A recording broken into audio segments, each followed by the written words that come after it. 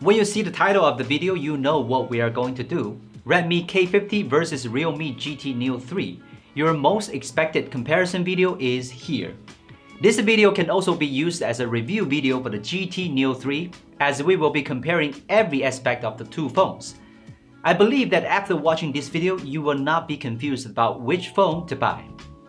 I don't think someone would buy them both because of their design. They both look equally bad to my eyes.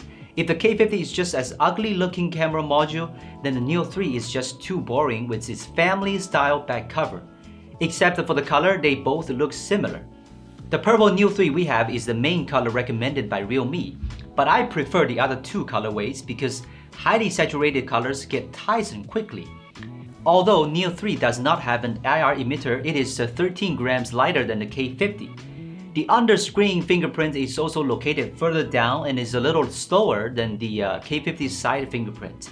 It's really hard to say which phone is better in terms of design and functionality, because everyone is at a similar level at the price point.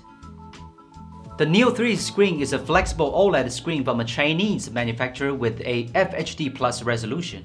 If we only look at the specs on paper, the Neo3's screen seems poor. Actually, it's not. During our experience, it's performed better than expected. The color accuracy is great and the brightness is high, and there's 120Hz DC dimming.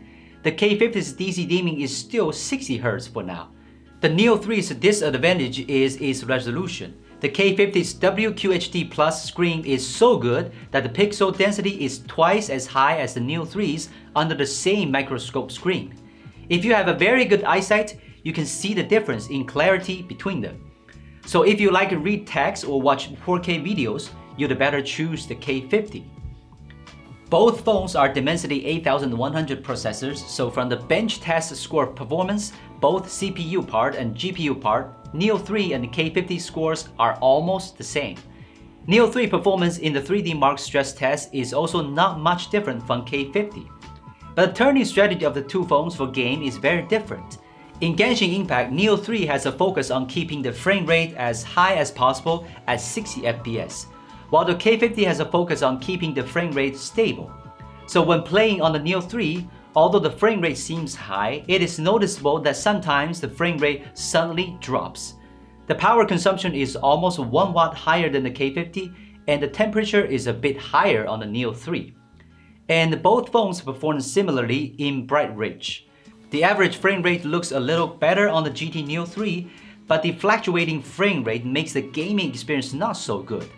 After PUBG China version update, K50 and Neo3 are now able to turn on HD graphics and 60 FPS.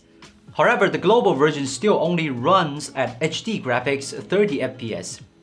Here's the good news. Neo3 can use the frame interpolation chip to make the game frame rate higher and more stable with lower power consumption. The bad news is that this feature can only be used in 20 games, and most of them are Chinese games. This feature will also increase your control latency, and I don't recommend it for competitive games.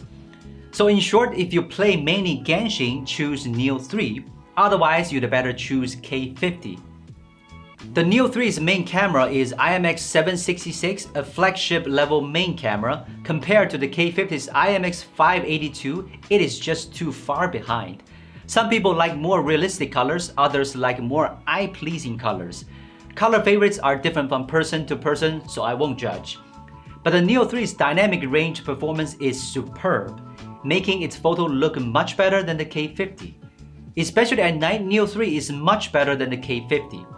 If the shooting environment is even darker, almost no light, Neo3 can at least see what is being shot. The difference in the photo interface is even more huge. I can't believe these two phones are at the same price point.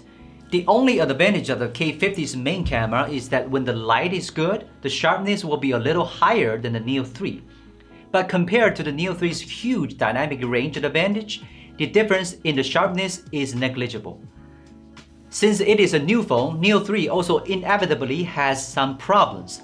Backlighting scenes in the center of the photo of the purple fringing issue is very serious.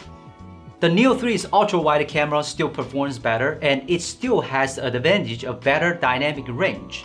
The noise and sharpness of night shots in auto mode are better than the K50, but a dynamic range algorithm that exceeds the limits that censor in night mode.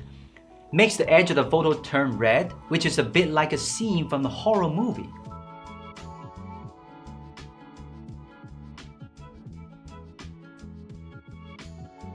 The macro camera is probably the only lens where the K50 can beat the Neo3.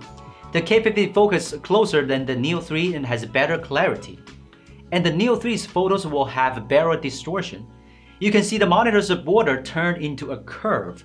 I was happy when I saw the Neo3's main camera supports 4K 60 FPS recording, but when I pressed the button, I calmed down. Not only is it 4K 60 FPS, but the Neo3 doesn't even have 4K 30 FPS EIS. Compared to the K50, the footage is very stable and the dynamic range is better with the K50. And sometimes the Neo3's light metering system seems to be a little problematic. Neo3 plays even worse with ultra-wide camera. Although the dynamic range is a little better, but the sharpening effect is too heavy, resulting in very unrealistic images. The purple fringing issue in the upper right corner is also much worse. So if you like recording, I would definitely recommend you to buy K50.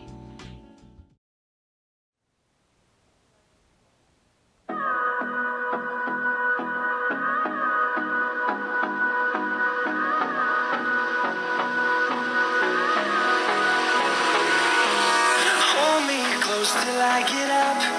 Time is barely on our side. I don't wanna waste what's left. The storms we chase are leading us, and love is all we'll ever trust. Yeah, no, I don't wanna waste what's left. And on we'll go,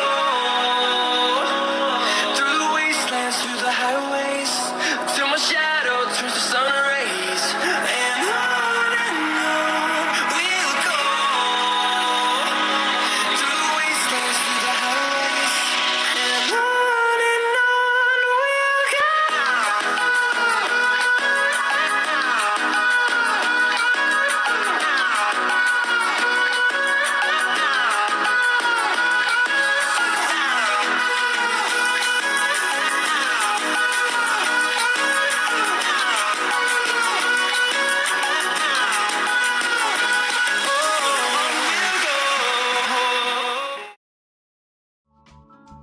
In our unboxing video, we tested the charging speed of Neo3 150-watt version very fast. If you plot it as a line graph, this is what it looks like. The charging speed is much faster than the K50, but the strength of the K50 is its long battery life.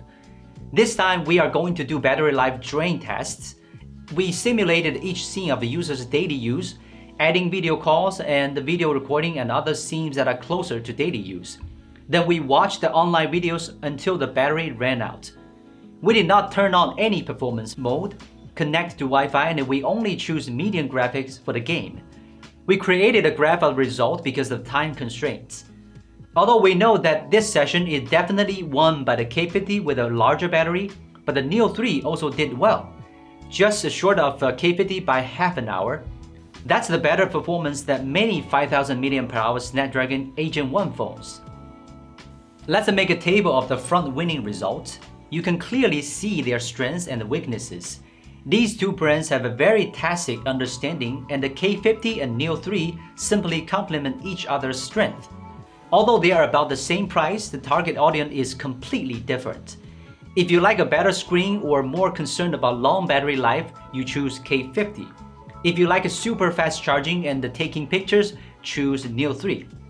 But if you still don't know which one to choose, I suggest you choose the brand you like, because both are good phones.